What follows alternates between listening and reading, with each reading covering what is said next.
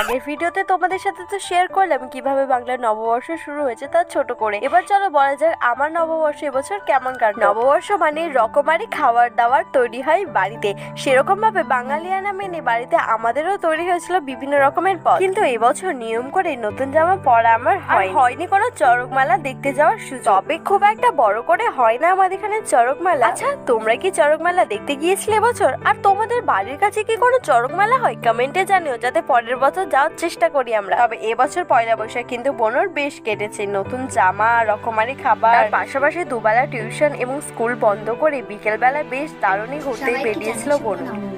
এই দেখো, বোনু তো পুরো রেডি হয়ে গেছে নতুন জামা পরে তার বান্ধবীর সাথে ঘুরতে বের। বোনু ঘুরতে যাচ্ছে দেখে আমি দরজার কাছে দাঁড়িয়ে দাঁড়িয়ে কান্নাকাটি করছিলাম যে আমাকেও নিয়েছে। আসলে ওরকম কিছুই না, বোনু যাচ্ছিলাম একটু বাই করে দিলাম। যাই হোক, তোমাদের নববর্ষ কেমন কাটলো সেটা কিন্তু কমেন্টে নিশ্চয়ই জানি।